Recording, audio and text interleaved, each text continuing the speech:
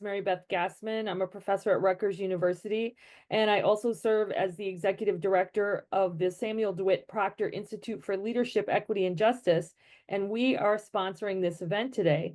We are really, really excited to have Khalid White with us today, who is a professor of ethnic studies and African American studies at San Jose City College. And he is here to provide a wonderful presentation called Education, Empowerment, Equity, Perspectives from the Wounded Healers. And I want to say that this is a presentation that is based in part on a report that he did, which we will put in the chat for you so you can have access to it, for the Proctor Institute. And we really, really love the report and are thrilled to have Khalid with us to make this presentation today. So Khalid, I am going to hand it over to you. Okay, well, thank you. Thank you to the Rutgers GSE and also the Proctor Institute for having me and continuing to support me in the work that I'm doing. I am Dr. Khalid White. I'm a professor of African American Studies, as was mentioned, and a career-long practitioner in the California community colleges. And I'm just thrilled to be able to be in connection with such a prestigious university and institution, but also one that is moving the needle in terms of equity, social justice, and leadership in higher education. So yes, thank you for being here this morning, this afternoon, and yeah, I'm ready to go. So please, let's see the new slides, please. Thank you. So as mentioned, I have been in higher education here in the Silicon Valley in the Bay Area since the fall of 2008. So, this is a role, being a practitioner, being a professor, being a person that gets to engage with young adults, turning adults, all of the myriad of students that the community colleges offer. I love it, and I get a chance to kind of revel in being able to engage with them. My position as an educator, in particular as a Black educator, is something that I do not take lightly. In some instances, I'll be the only African American professor, or educator, or Black male educator that our students have in some cases. So that's a role, again, that I cherish, and that's one that I don't take lightly at all. And with, as it says, my content area, African American Studies and Ethnic Studies, it prides itself on sharing knowledge, sharing culture, sharing community, building that community, but also prides itself in cultural storytelling and counter-narrative storytelling. And so we'll do a little bit of that today. You'll see a little bit of that today. And those particular skill sets and tools, equity and inclusion, belonging, counter-narrative storytelling, community building, those are all tools that I take with me while navigating through the halls of the ivory tower and through higher education. It does not come without its challenges, right? Professionally and personally. And for me, my role is something that is oftentimes hard for me to separate the personal and the professional because they're intertwined.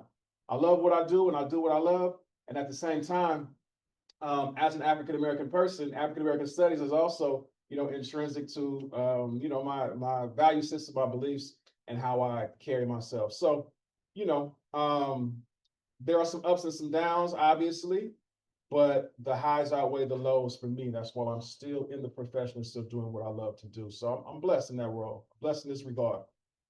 All right, next slide, please. So in terms of key terms, and some terms that you get a chance to kind of see a little bit more in detail today, some terms that we'll get a chance to learn a little bit more about, right? Kind of the holy trinity of the work that I get a chance to do: racial equity, inclusion, and belonging, right? Now, if we can reach these three, there's no need for this webinar today. If we can reach these three, in tandem with each other or in group with each other, there's a lot of the ills of higher education and the gaps in higher education could be diminished and potentially even erased. But these are still kind of works in progress in terms of reaching. racial equity, inclusion, and belonging. And currently, just to be perfectly honest with you, they're under attack politically and social politically, right? DEI and DEI&B and all the different acronyms that kind of fall under that umbrella are, politicized now. But at the end of the day, um, regardless of the political climate, these are still driving factors for me in the work that I do. And I'm still, holding up the banner, even though that particular acronym again of DI might be something that is something that's under fire. But racial equity, inclusion, and belonging also fall under in the African and African American sense in terms of principles that we learn in our discipline, the Sawubona greeting. It's a Zulu greeting that says, I see you, I hear you, and you matter. So equity, inclusion, and belonging are those principles in practice. That's the Sawubona greeting in practice. I see you, I hear you, you matter. Equity, inclusion, and belonging. So that's what I try to bring to the campus and to the classroom. Keep that in mind as we go through our discussion today, our webinar today. Okay? Next slide, please.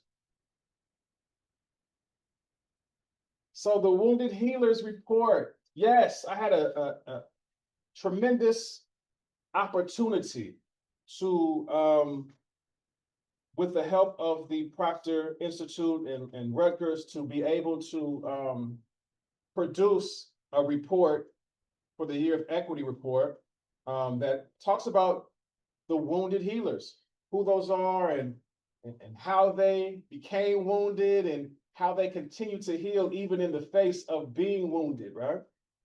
But this Wounded Healers report also stems from some research that I did coming out of 2020's pandemic, 2020's racial reckoning and global pandemic that we all survived, almost 5 years ago. Yeah? And it's interesting how 5 years can pass so quickly, but those 5 years, that 1 year leads to kind of a reflection over the last 5 years. What has changed, what hasn't, what has improved, what hasn't, where can we still make improvements, so forth and so on. So coming out of 2020's pandemic, I conducted some qualitative research over a couple of years that culminated in what we'll talk about in a little bit later, the Black voices from the ivory tower. But those Black voices were 15 Black students, African-American students from the California community colleges, and then also the experiences captured, the qualitative data captured of 35 professionals across the California community colleges, the Cal State University system, the UC system, and also some private universities.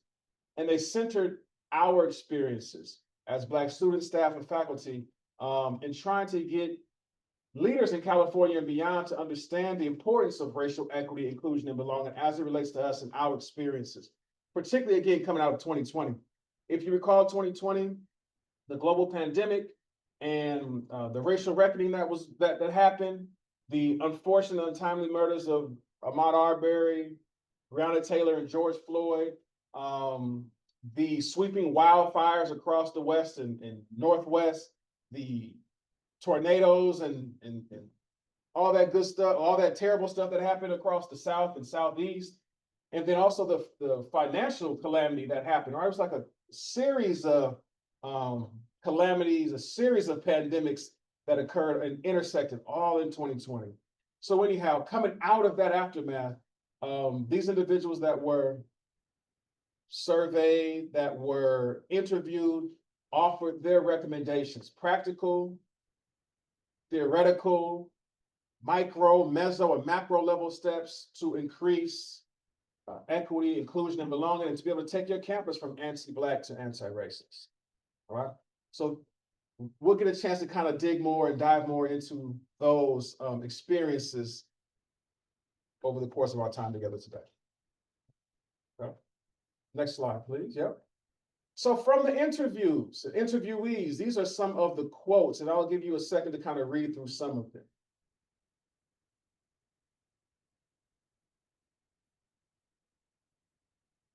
You get a chance to hear, see, and feel when I was doing the interview, some of the hurt, some of the loss, some of the anger, some of the confusion, even some of the I'm tired of this, walking away from this, the attacks on identity, the attacks on um, ethnic identity, the attacks on just personhood that not only our students felt that were surveyed and interviewed, but also our campus professionals, the people who you might work side by side with. So you get a chance to kind of see and hear about and learn some of their wounds that coming out of 2020's pandemic and this quadruple pandemic, right? Again, race, economics, physical pandemic, and the health pandemic, and then also like the climate pandemic, all happened in 2020, right? So some of the people shared and shared very candidly about how they were hurt, wounded, but how they still were expected to go and be great and still be leaders and still show up as if nothing ever happened, as if they didn't just see, in the case of George Floyd, a man take his last breath on camera. Okay? I'm just of the mindset that you can't watch that and not be affected by it. Okay? And we did see how this became the largest, global protest in world history with what happened in 2020. Again, the unfortunate, untimely murders of Ahmaud Arbery, George Floyd, and Breonna Taylor. So these are some of the quotes from the interviews, direct quotes that show their experiences coming out of 2020. Okay? Positive or negative? What do you think? You know, equity or inequity? What do you think, based upon what is said here? Okay. So again, although it was 5 years ago, it's still very fresh in a lot of people's minds, in a lot of people's hearts, and in a lot of people's psyches. And you just don't move on past that too easy. Next slide, please. So previously, we saw the key terms of racial equity, inclusion, and belonging. Once I started diving more into the research, hearing the stories from those that were most affected and most impacted, understanding even my own pain, anger, and agony, because at the same time that this was going on in 2020, I also was going through some personal things on the job myself. What I started to realize was I wasn't alone. What I started to realize were, hey, there are words or there are terms to describe what I'm feeling and describe what I am experiencing. And once I found those particular key terms that you see here, that illuminated a whole lot for me. I now had the language to describe and articulate what I had been feeling for several years on my job, and in my role as, at that time, the only African-American studies professor in our full-time professor in our entire district. So what I found in the words that I found, the key terms that illuminated a lot of this to me, that even predated 2020, was anti-Blackness. You can see what the definition is here. The one that really did it for me and that hit the nail right on the head for me, I did not know this was a thing. I didn't know this was a term until I started doing the research. Racial battle fatigue, which was coined by Dr. William Smith and credited by Dr. William Smith. He's credited as the originator of that particular term, to describe the feelings that a lot of Black students, staff, and faculty feel in higher education, but also across other sectors as well. But racial battle fatigue, once I was turned on to that particular term and the experiences within, I said, oh, that's me. That's exactly what I've been feeling these last couple of years. So finding the language to discuss and finding the language to articulate how I was feeling and what I was going through opened up my eyes completely. Once I was, you know, enlightened, I couldn't now dim the light and turn the light on. And then obviously, as you see, vicarious trauma at the end, in terms of the key term, was what a lot of the respondents were expressing. Okay? We saw the traumatic storied experience of George Floyd over the internet and over social media, and it kept being showed and re-showed over and over and over and over again. We heard about the story of Ahmaud Arbery, Breonna Taylor, and others who, you know, for lack of a better term, had their life extinguished too early in a very racially traumatic way. And so once those stories come out and we hear about others, it's just, the trauma is there. And that trauma sits in the mind, it sits in the emotions, in the heart, it sits in your shoulders, sits in your neck. Again, these particular key terms do not line up with racial equity, inclusion, and belonging. They line up more so with the experiences that people were feeling coming into 2020, but definitely coming out of 2020, myself included. So the wounded healers, it helps us to, this report helps us to articulate some of these feelings, some of these experiences, some of these emotions as we head towards still racial equity, inclusion, and belonging in higher education. So, next slide, please.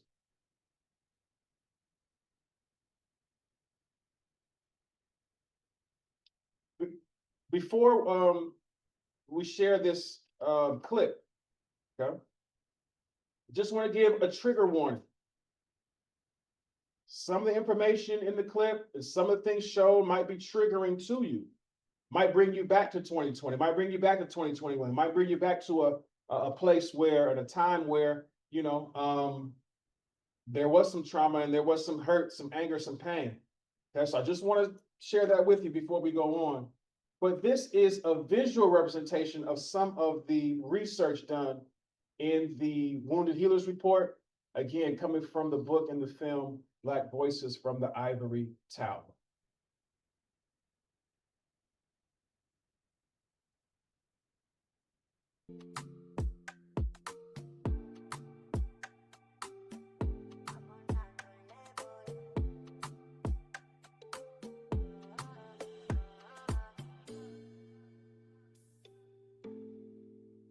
Racial battle fatigue.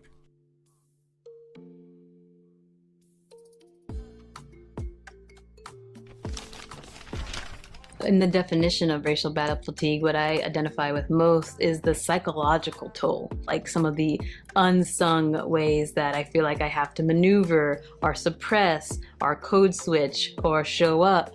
So a lot of representational burden, a lot of emotional labor, and a lot of, feeling like I'm always on. The battle fatigue is 12, 14-hour work days. That means weekends, because nobody's going to protect your students like you will. You don't get to be human and just say, you know what, I want to chill. I want to take the afternoon off. And it's direct and it's subtle and it is overwhelming. Then comes all the anti towards you. You get that, and you have to have really a strong constitution to be able to actually deal with what's going to come at you. There's so many micro and macro aggressions. You have to learn to place that in a space of where it belongs, but it also impacts you. Dis-ease within the body, depression. Oftentimes we're walking depression. It shows up in anger that gets situated in our body. It can impact the way we raise our children. Quality of life.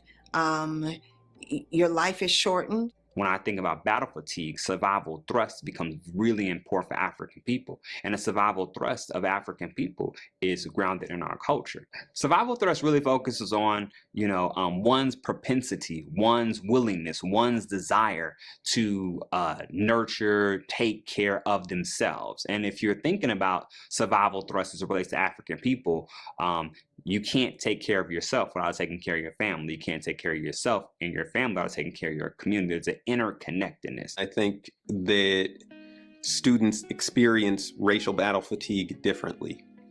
I think prior to about 2015, we had a generation of Black students who did, by and large, feel that things had changed for Black people. A lot of that had to do with Barack Obama, becoming president and the ways that they saw, America opening up.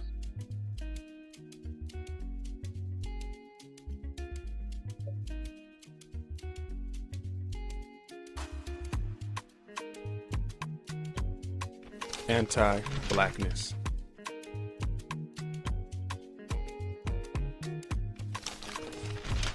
Well, I think anti-Blackness is so normalized that I think for a lot of people it is hard to identify. Anti-Blackness creates the anti-self, where people have a hostile relationship towards people that look like them, and even within their own self. I think you see an anti-Blackness play out within students.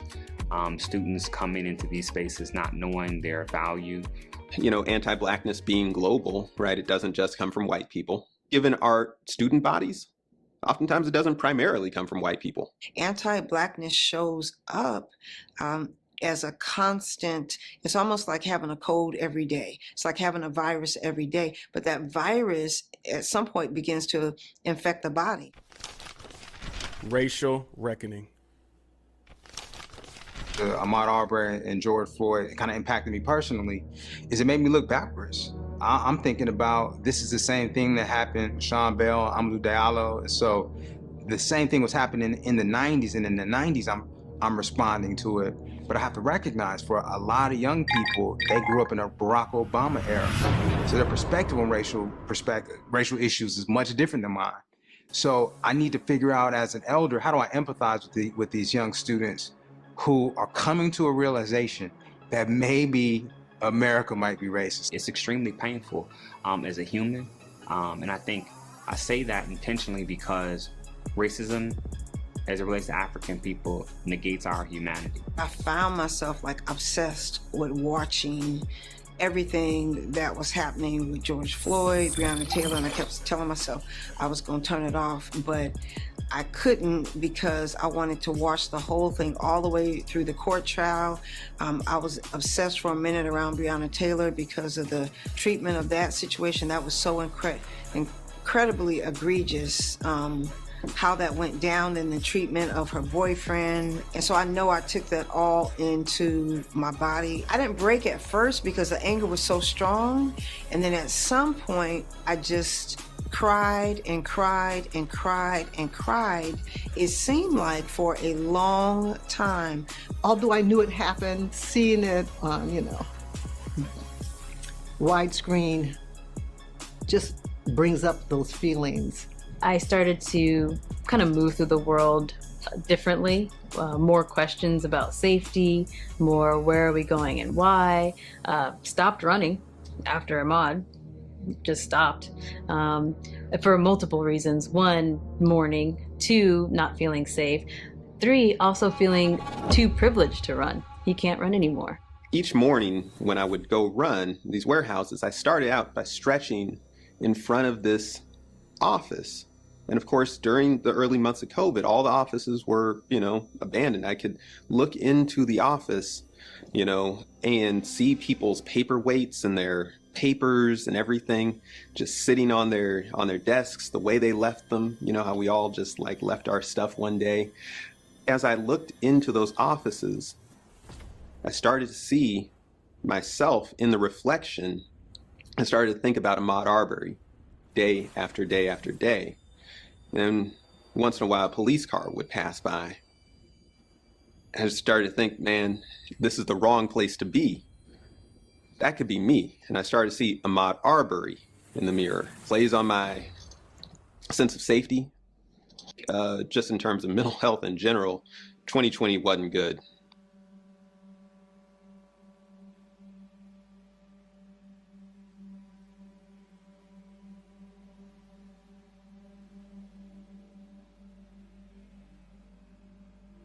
Stress and vicarious trauma. One of my mentors, Dr. Grace Carroll, wrote a book, and it's called Mundane Environmental Extreme Stress. And so the basic premise is that because we have a love for Black people, when we see someone getting pulled out of their car, it's as if our cousin or our brother or our sister has been discriminated against. And so we have this stress that emerges from knowing other people are experiencing oppression and are being discriminated against. We coined the concept of mundane, extreme environmental stress. And mundane because it happens every day, but it's environmentally induced, you know. Mundane, extreme, it's environmental, but bottom line, it's stressful. It's stressful to Black people. And not only to Black people, it's stressful for those who identify with Black people. I feel as African Americans, we're in a somewhat extreme environment. The mere fact that we've had all the protests about just police killing of innocent young Black boys and girls, I don't see anyone who could possibly say we live in the same social, political environment, or the impact of those environments are the same for us as African Americans. I really wanted to pursue this notion of Mies because I felt at least naming it and having a word for it and understanding it would allow us to navigate it better. Now, someone gets shot, they'll send you video of that person getting shot. It's digital trauma being spread to people all across the country, right? So lots of kids are feeling this digital trauma, and they're not knowing what to do with it because it's not supposed to be magnified this way. And so there's a new era of people experiencing this extreme stress because they're seeing just how prevalent discrimination is across the country. I can't have peace if my brother is getting hurt. I can't have peace if my sister is being shot. And so it produces stress. So I feel like the vicarious trauma, just as a Black woman myself, and then each hour going through it with my clients, it was a lot.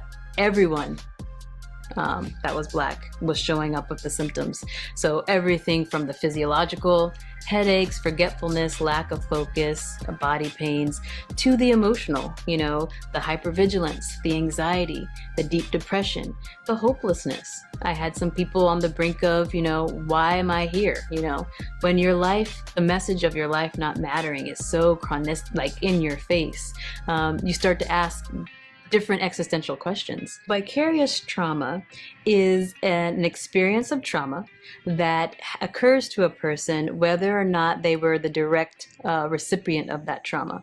Vicarious actually has a lot of different mediums. You could hear about it just auditorily, you could view it, or you could know about it happening to somebody else that shares some type of salient either identity, group membership, or closeness to you, right? So, and so vicarious trauma has all the same symptoms of well, I guess what we would call direct trauma without the experience of it. So the same fear for your life, the hypervigilance, the physiological arousal, all the same symptoms happened even if you did not directly experience the trauma. What we're seeing in the loss of these Black lives is murder, right? It's graphic content.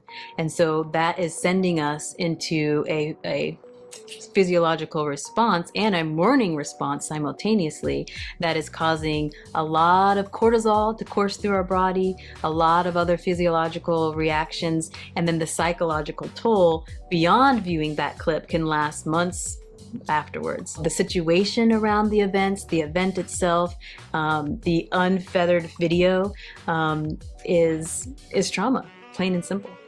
Black people everywhere have their heckles and the hair on the back of their neck stand up and go into a mini fight or flight, even when a police car drives by them, because that's the mere presence of those red and blue lights is detrimental to their survival. I don't know if we can unsee what we saw. It's logged in somewhere deep in our like amygdala parts of our brain because it's that autonomic responding of safety versus danger.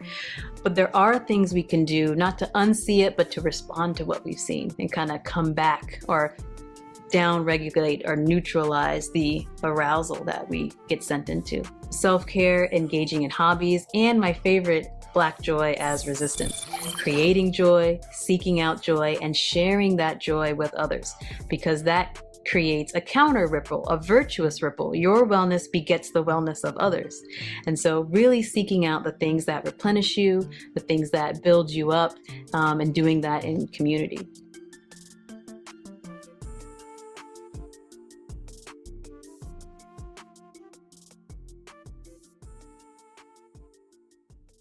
So that was a clip from the film Black Voices from the Ivory Tower. Those individuals represent professionals across the California community colleges, the CSU, which is the California State University System, the University of California, UC systems, and then also some of the private universities, in particular Stanford University in California. And they help to encapsulate some of the feelings of these wounded healers coming out of 2020's global pandemic and racial reckoning. The Black Voices from the Ivory Tower book and film, this Wounded Healers and Year of Equity report, produced by the Proctor Institute at Rutgers University Grad School of Education. These are tools to help you and your campus move from, again, anti-Black towards anti-racist. These different goals that you may have articulated on your campus or in your DEI plans or in your student success plans, there's ways that you can get support and get help and be supported in reaching those goals.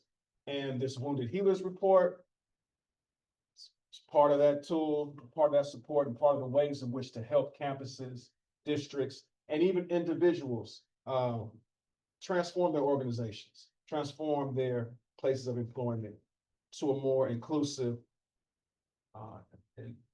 space with equity and belonging at the center. All right? So thank you. Thank you, Khalid. I really appreciate you sharing your wisdom with us and sharing the film as well. It was very beautiful and moving. There's a few questions, and I want to encourage people to ask questions as well. You can put them in the Q&A, and we have lots of time for questions. So here's the first question.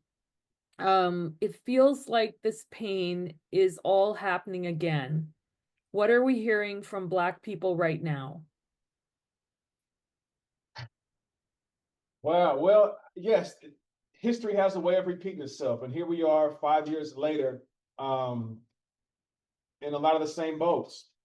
What are we hearing from Black people now? Well, I can't speak for all, but what I am hearing are things, for one, like, hey, try to tell you, try to warn you 5 years ago, right?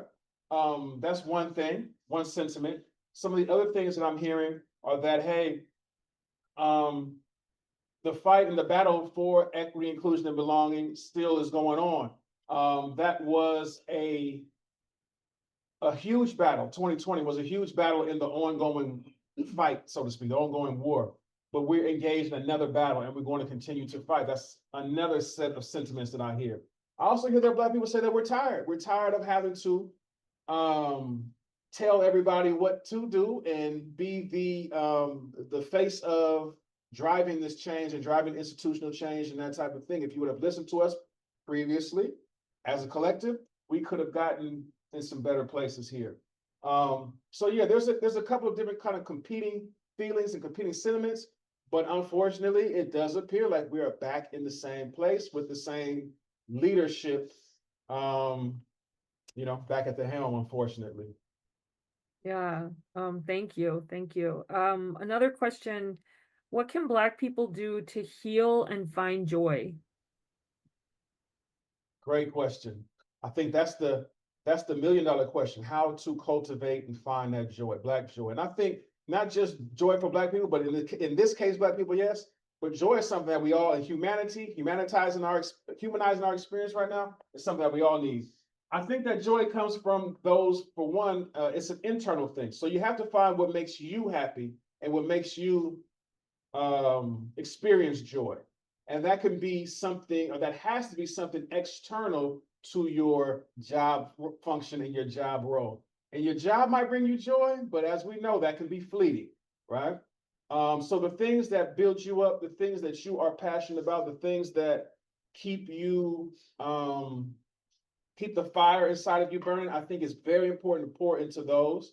I think joy also comes from being in community with those that are in support of you and like-minded. So it has to be something where you're in community spaces with those who get you, who understand you, who feel you. That leads to joy. I think that also ways to cultivate joy are to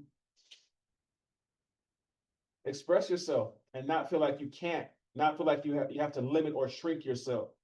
Be your full self. And I think that coming out of the 2020 global pandemic, I think collectively, Black people haven't gone back to shrinking themselves in some ways that maybe happened prior to 2020's pandemic and racial reckoning. So those are some ways just off the top of my head that you can cultivate and find joy and create joy for yourself. But again, joy is an inside job, right? Thank you. Okay, we got lots more questions. So Right. here's one. Person says, thank you for sharing this information, these stories, and this pain. What are concrete steps that we can take both in our online spaces and in our real life spaces to help drive the positive change that we hopefully all want to see? So what's Okay. some concrete steps? Well, good. And you know what? For one, I'm not trying to dodge the question, and I will come back to answer this question. But the Year of Equity report outlines some practical steps, some theoretical steps. There are some things in that report that you can apply in an online space and also in the real world space, the face-to-face space. So please do read that report. And also, again, in the Black Voices from the Ivory Tower book and film, there are some concrete steps as well. One of those concrete steps, and we're talking about the realm of education.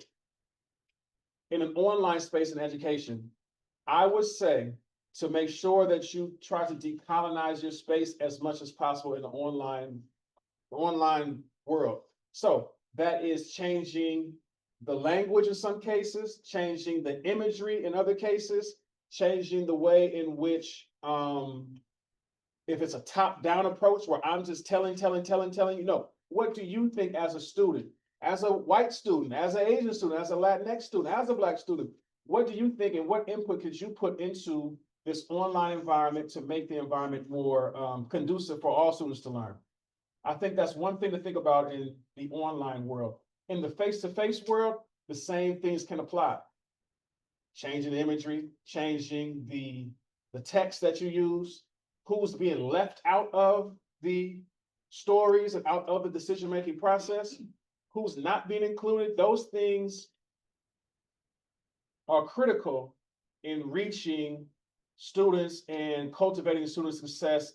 Those are some practical steps and some things that you can think about. Whose voice, whose experience are not being utilized, not being shared, not being told in what you're doing right now. That's from the educator's perspective. Thank you. Lots more questions. I hope you got all your protein in today. So here's a question. Where can we access the video, which hopefully Giselle can put it in the chat. Maybe the full video too, I think might be there. Seeing the constant racism coming from the current administration is a constant source of trauma. How can we support our children and our students? Okay. So I think that's a two-part question if that if I heard it correctly. You can access the book is available online at your at your retailers, your online retailers. The film, you can see portion of it, you know, on YouTube and that type of thing. And Giselle obviously will put that clip that was shown in the chat. So this will be part of where it's housed. The full documentary, I'm kind of a little bit more protective of it. I'm taking it from place to place. So if you like for it to come to your particular campus or location, there are some ways that we can try to do that, and have it be personally curated for your particular space. How do we protect our students and children? Again, $1 million question. $1 million question. How do we do that? I think firstly, we have to, particularly as Black educators and for Black students especially, Black children especially, positive identity development and positive reinforcement. Yes, what you're seeing online, and yes, what you're seeing in the news and the media may say otherwise. However, that's a stereotype that doesn't necessarily apply to you. You don't have to buy into that or play into that.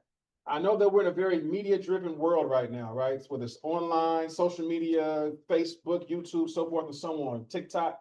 How do you find yourself in the midst of that? How do you build your identity and how do you develop yourself and your self-esteem, self-identity in the midst of that? I think those are the challenges for parents and educators right now. And I think with that being said, it's really having some one-on-one or small group dialogue and discussion with those that you love and that you care for, whether that's your students and or your children, about how to positively develop what they think of themselves. I think that's critical right now. Thank you, Khalid. Here's a really interesting one. As a president of an HBCU, I am challenged with the constant infighting we continue to have with our own race, which makes it that much easier for others to dive us. How are we equipping students today to continue telling our story, our history, and at the same time preventing it from being whitewashed? Well, I think that is an age-old discussion of divide and conquer, the infighting. So I don't necessarily have a solution for the infighting. That's a tough one, and you may have to give me some time, President, to be able to come back to that one. I think that could you repeat the second half of that question, Dr. Gasman, please? Sure. The second half was, how are we equipping students today to continue telling our story, our history, and at the same time preventing it from being whitewashed? Okay.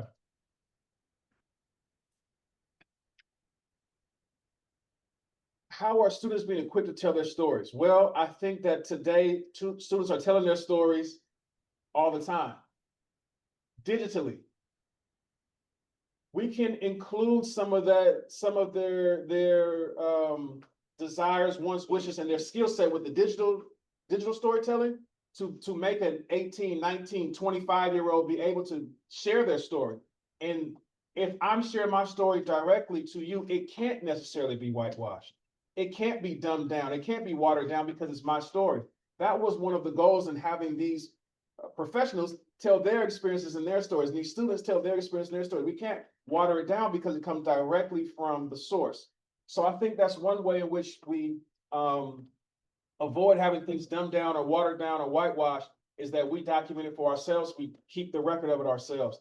And young people, you can just, I'm generalizing, but they love now to share their story on social media. How do we incorporate that skill set, that knowledge base into the classroom experience now? I think that's one of the goals for today's modern day instructor or teacher.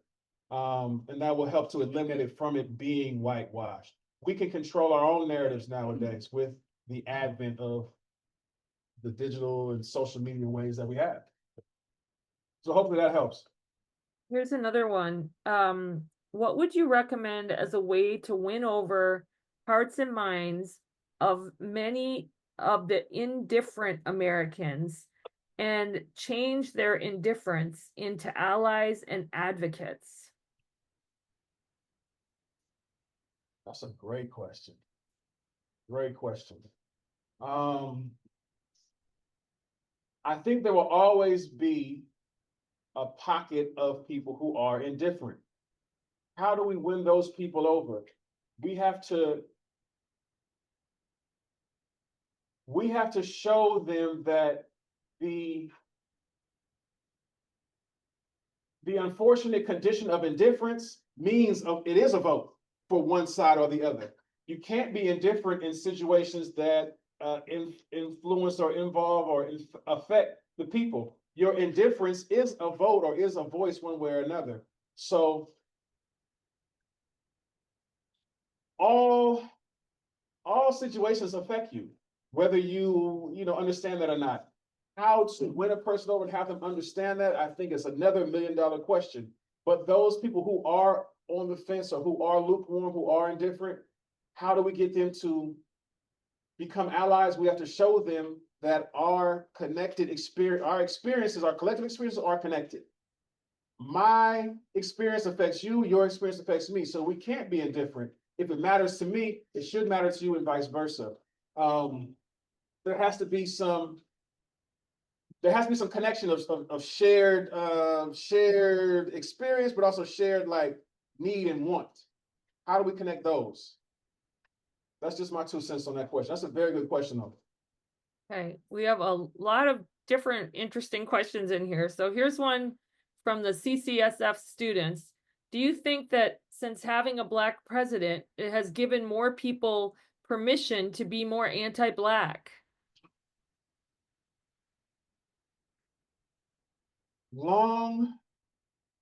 Short answer to that, absolutely. Yes. Unfortunately, yes. That was almost like a ticket to go ahead and be more anti-Black since having a Black president, for sure. For sure. Yeah. That it emboldened a lot of people who were anti-Black kind of behind the scenes to go out there and be able to be anti-Black in front of the scenes and in front of the curtain now. So yeah, definitely. Here's another one. What, if any, this is sort of connected to one that you answered earlier, but I think it's stated differently and might require a different answer. So what, if any, ways have white accomplices been able to provide support and necessary disruption for you or for others you've interviewed in your work? Great question. Well, white accomplices have privilege and access to spaces that I don't. For example, Rutgers University and the Proctor Institute and Rutgers GSC. A door was open for me to be able to come and tell my story, but I didn't have the key to that particular door. A white person hired me to be in this space where I am currently teaching. A white guy hired me. There has to be some allyship and accomplices by people who are and hold privilege and hold the keys to kind of opening doors in these systems and in these places where oftentimes people of color, Black people especially, are locked out of.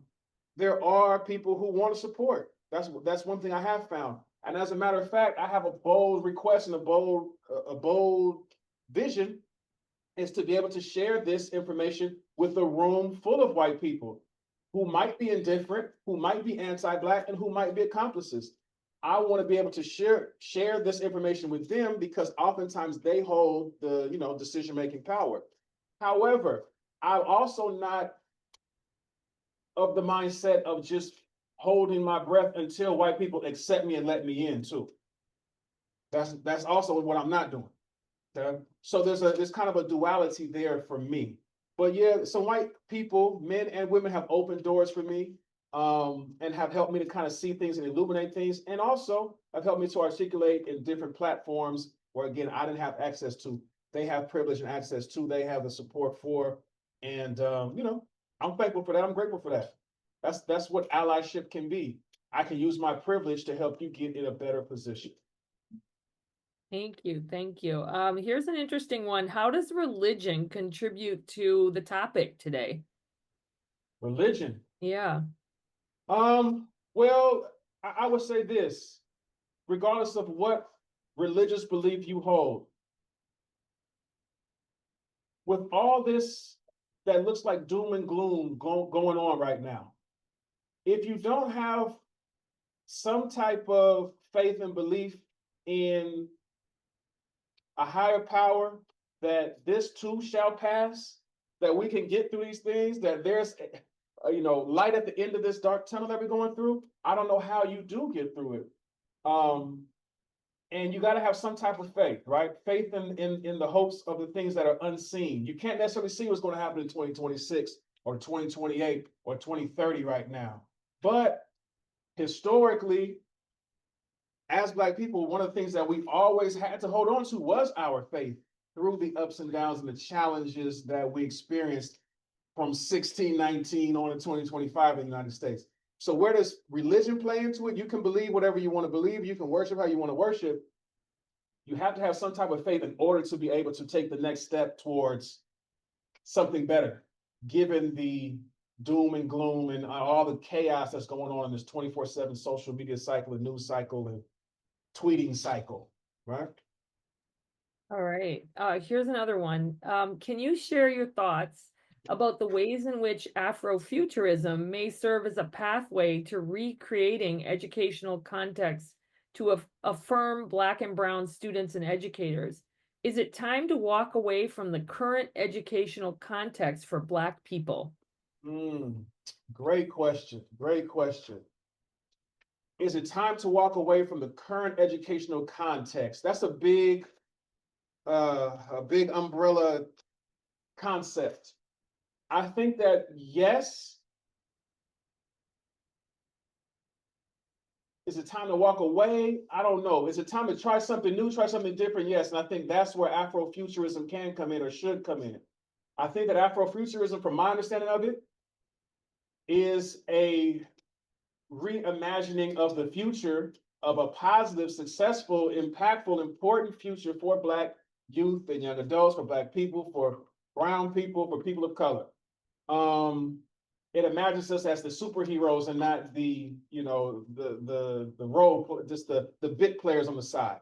So yeah, I think that has a very important utility and context, and I think people are ready for that.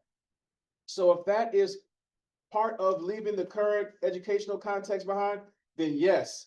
But I still think that education in and of itself, and working, particularly where I work in the California community college system, I think that there is a place to reimagine the system, yes. But I also think that the system as it is right now, I'm not sure how to dismantle this big of a system, but I think the system is a good starting point for the educational context that we could create from the future. Is it perfect? No, not at all. Is it a good starting ground? I think so. Could we incorporate Afrofuturism into it? We need to. All right. Well, that's all the questions that we have. I wanted to give you a minute. Yeah, very good questions. I wanted to give you a minute to say any kind of closing thoughts that you might have before I close us out. Okay. Well, I appreciate the opportunity, the platform, the open door to be able to share on this webinar locally and then also nationally. I know we're going in some huge spaces with this, right? So thank you again to the Proctor Institute and the Rutgers GSC, to yourself, Dr. Gasman, and Giselle and Jacinda and others for their support in helping me get to this point with the Year of Equity report. I also want to say thank you to my students who are here for being a part of this as well. And thank you to those who are joining. Thank you for the questions. Thank you for challenging me, because this helps keep me sharp and keep me on my feet. We have a long way to go in terms of supporting Black students, staff, and faculty in higher education. This was something that was locked out for us for many moons. That's why the HBCUs are still so relevant today. And still so, important today. But also the California community colleges being of importance, because this is where the majority of Black students start in higher education, is the California community college system. So as the California community college system goes, so does Black higher education in the United States for a large majority of our students, right? So I'm invested. I'm 10 toes down, as they say, in terms of moving the needle forward for equity, inclusion, and belonging for Black students. And what's good for Black students is good for all students. And I stand on that. and I'm gonna continue to keep doing that. Again, I'm a Khalid White, San Jose City College African American Studies instructor, and thank you for this opportunity: education, empowerment, and equity. Thank you. Thank you so much, Khalid. I just want to say it was wonderful to learn from you. And I want to say that you just said something that I often say to people all the time, especially when I get in a room of people who have a lot of decision-making power, is if we take care of take care of Black students, we're going to be taking care of everybody. You know, if you take what you just said it, right? Good work for Black students is good work for everybody, and we really need to remember that. So thank you for all your contributions. I want to thank the audience for being with us and asking such great questions. Thanks to our team at the Proctor Institute. And we have lots and lots of good things coming up. So please follow us on social media. We're the Proctor Institute at Rutgers University. And we'll also be sending you some of our upcoming programs. So thank you, Khalid, and everybody have an absolutely wonderful rest of your day. Take good care.